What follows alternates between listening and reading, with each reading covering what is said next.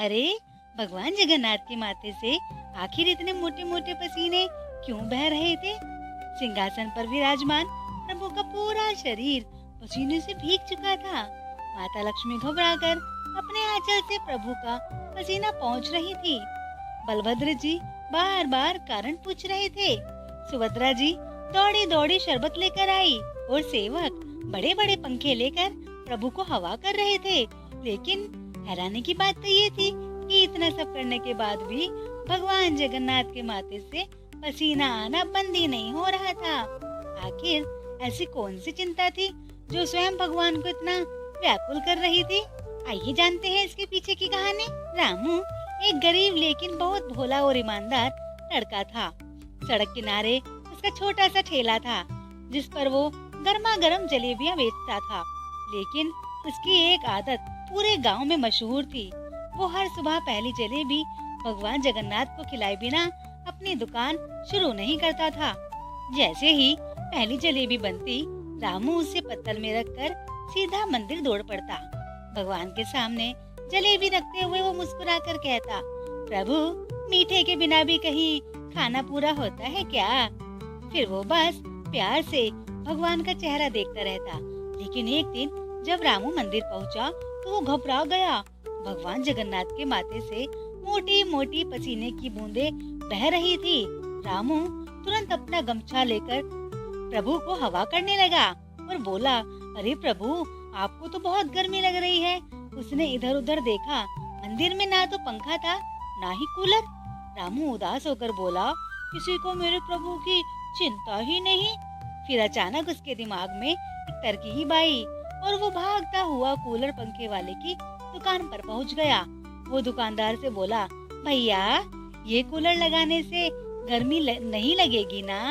दुकानदार बोला, अरे बिल्कुल नहीं लगेगी। तो ये कितने का है भैया? अरे ये पूरे 5,000 का है। इतना सुनते ही रामू चुप हो गया। उसने मन ही मन हिसाब लगाया।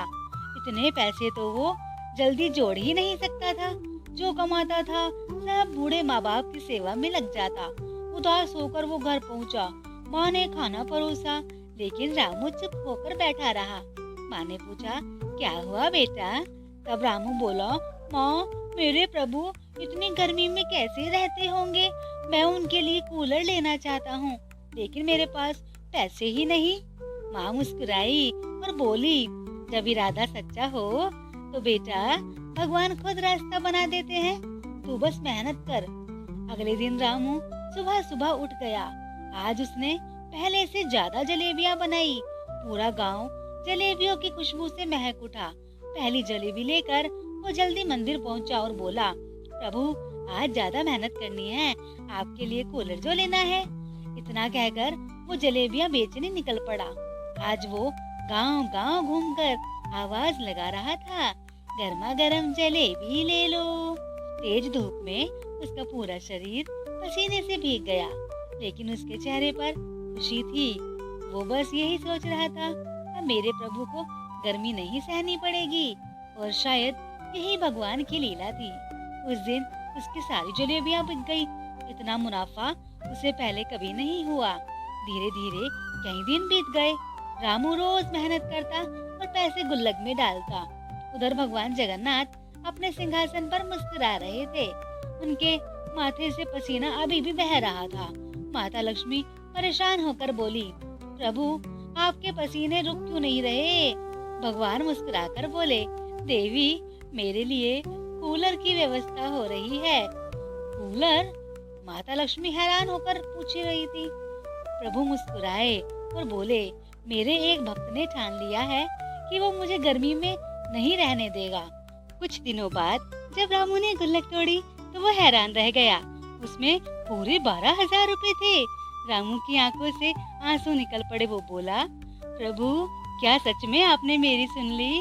माँ मुस्कुराकर बोली, जिस काम में सच्ची भक्ति हो वहाँ भगवान खुद मदद करते हैं। रामू तुरंत दुकान पर गया और 2 कूलर खरीद लाया। सबसे पहले उसने मंदिर में भगवान जगन्नाथ के सामने कूलर लगवाया। जैसे ही ठंडी हवा प्रभु के मुख पर पड़ी, उनके माथे से पसीना बहना बिल्कुल बंद ही हो गया। पसीना जैसे गायब हो गया हो। रामू खुशी से बोला, प्रभु अब आपको कभी गर्मी नहीं लगेगी। फिर मुस्कुराकर बोला, अब मैं अपने माँ बाप के लिए भी कूलर लगा दूं। उधर माता लक्ष्मी, बलभद्र जी और सुभद्रा जी आश्चर्य से भगवान को देख रहे थे। भगवान जगन्नाथ मुस्कुराए और बोले, हैरान मत होइए, ये मेरे भक्त के प्रेम की ठंडक है। जो भक्त अपने भगवान की तकलीफ को अपनी तकलीफ समझ ले, उसकी हर चिंता स्वयं ही दूर हो जाती है।